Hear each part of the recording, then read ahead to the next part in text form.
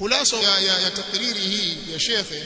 Kwanza Shekhe Ibn Uthaymeen rahimahullah ta'ala anamsifu Abu al-Hasan al-Ash'ari hapa rahimahullah na kumhisabu kuwa ni jumla ya wanawazuoni wa ahli sunna wenye kudhibitisha sifa, mwenye kuthibitisha yale ambayo Allah amejithibitishia yeye mwenyewe kwa nafsi yake au amethibitishiwa na mtume wake sallallahu alaihi wasallam. Pia ni katika ahli sunna wenye kupinga kile ambacho Allah amekipinga, ukikanushia nafsi yake na alichokipinga mtume wake sallallahu alaihi wa alihi wasallam, na ubainifu wa kile ambacho amelazimia nacho Abu Hasan al-Ash'ari katika masala ya kiitikadi, na kwamba yeye ni katika ahli sunnati wal jamaa, katika ahli alhadith, ni kwamba Abu Hasan yeye ameyadhibiti maneno yake katika kufuata sunna, amefanya hivyo, na kwamba muktadha wa maneno yake, itikadi yake ni yenye kukhalifiana na yale yaliyokuwa nayo kwenye kipindi cha pili na kile kipindi cha kwanza, mimbabi aula, kwa kuwa marahili zote zile mbili alizozipitia zile zilikuwa ni marahili za kiupotevu. Kwa hiyo wataambiwa wale ambao wanajinasibu na Abu al-Hasan al-Ash'ari kwamba ukitaka kujinasibisha na yeye na kumfanya kuwa ni imamu, basi kuwa muwazi katika hili, yathibitishe yale aliyothibitisha mwenyewe kwenye kitabu chake Al-Ibana. Soma Al-Ibana na yale yaliyo katika Al-Ibana yathibitishe. Na ndio maana leo utaona ashaira wote duniani kama vile wameafikiana, hawakubali, hawako tayari kusomesha kitabu alichokiandika Abu al-Hasan al-Ash'ari mwenyewe, na kiko wazi kabisa kirahisi katika masala ya kiitikadi. Wanatafuta vitabu vigumu vya ilmu al-kalami, kisha wanaita kwamba ndio itikadi yani ya kiash'ari.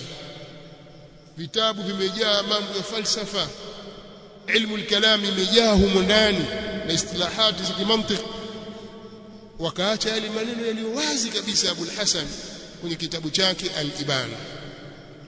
Wanazichosha akili zao wakidai kwamba wanatafuta haki, lakini wakayaacha yaliyomo kwenye kitabu Al-Ibana. Kitabu Al-Ibana kimethibitishwa na aima wakubwa wa ahli sunnah wal jamaa, bali hata wale wafuasi wake wanakujinasibisha na madhhabi ash'ariyya wanakikubali kitabu hiki na kukihesabu ni katika jumla ya vitabu vya Abu al-Hasan al-Ash'ari. Bali isitoshe kwamba ni katika vitabu vya Abu al-Hasan al-Ash'ari wanakihesabu kuwa ndio kitabu cha mwisho cha Abu al-Hasan al-Ash'ari. Na tutataja kila mara al-Imam Ibn Asakir amemtetea katika Tabyinul Kadhib al-Muftari kama mfuasi wa Abu al-Hasan, amemtetea kwenye kitabu chake hicho na akakinukuu kitabu hicho na akathibitisha kwamba ni kitabu chake cha mwisho. Kama hicho hamna, ukisoma Ithafu Sadati al-Muttaqin ya Murtada az-Zabidi alipokuwa akisherehesha kitabu Ihya Ulumuddin maarufu, kitabu hiki cha Al-Ghazali ghafara Allahu lahu, utaona anavyothibitisha kwamba kitabu Al-Ibana ni cha Abu al-Hasan al-Ash'ari na ndio kitabu chake cha mwisho. Wakina Ibn Kathir na wengine, bali al-Imam al-Dhahabi katika kitabu chake alichokiita Siyaru A'lamin Nubala hilo amelithibitisha. Sasa kwa baki nini tena? Haina haja ya kuminyana na watu kwamba nyinyi rejeeni hivyo vitabu, muangalie kwamba Abu al-Hasan al-Ash'ari itikadi yake ni ipi, kwa kuwa alikuwa na msimamo gani mwisho, ameandika nini. Je, kuna kitu amekiacha ameandika, au kasingiziwa na kina Ibn Asakir, kasingiziwa na kina al-Baihaqi, sawa, kina Dhahabi wamemzulia?